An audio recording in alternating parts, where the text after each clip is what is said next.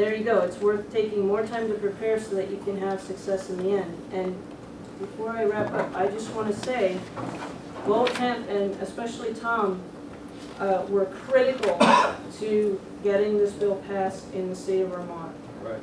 Hooked us up with witnesses, traveled to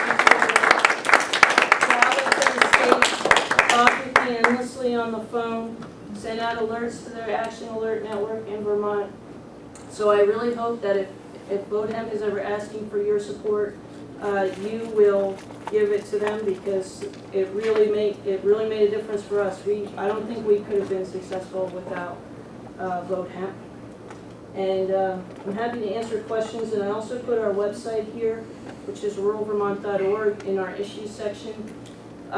All of the committee hearings in Vermont are recorded. There's no transcripts, but there are sound files, and all of the hearings we have posted on our website. We might be a little behind in getting them up there, but they will be all there eventually. They're all MP3 files. So I'm happy to answer any questions. And there are, back on the coffee table, there are some news clips from some newspaper articles that we had, and also a copy of the actual bill that passed in Vermont is back there, and some brochures about rural Vermont. Thank you.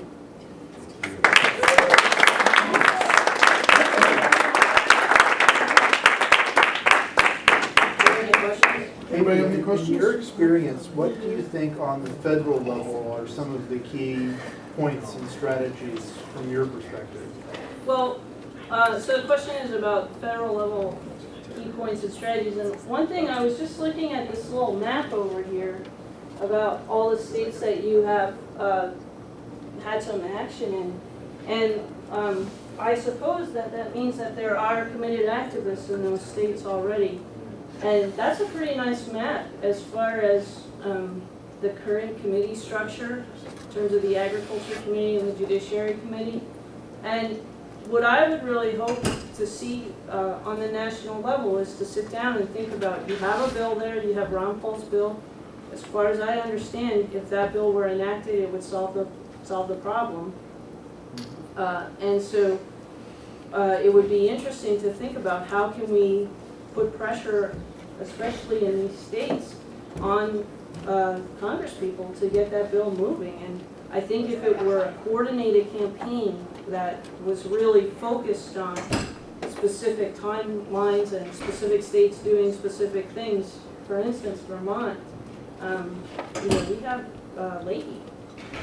He's a pretty powerful guy. If we could get him on board and hold a hearing, we'd have to get the bill introduced in the Senate as well, but I bet Bernie Sanders would introduce it. That could really make a difference, but we wouldn't want to do that unless we knew all those other states were ready to step forward and get some votes going in the houses.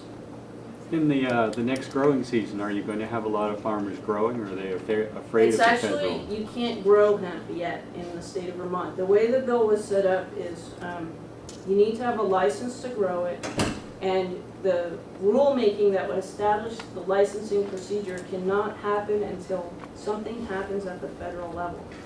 The good news is, that was the piece that the Senator Sears put in, was that last bit.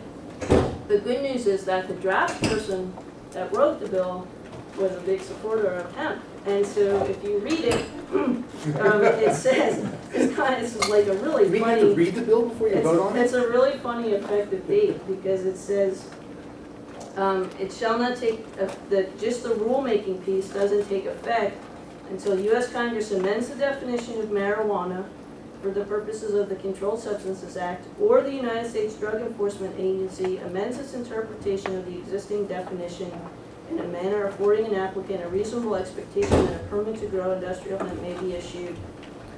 Or, and this is the key phrase here, the Drug Enforcement Agency takes affirmative steps to approve or deny a permit sought by the holder of a license to grow industrial hemp in another state. So if any action happens in North Dakota, we go. And we would be able to file a petition to start the rulemaking at that moment. And then we could be moving forward in the state of Vermont. So, and that's, one of those little great things you can do when it's all rushed at the end of the session. And you've got a field in the back room, you can slip in a couple little phrases.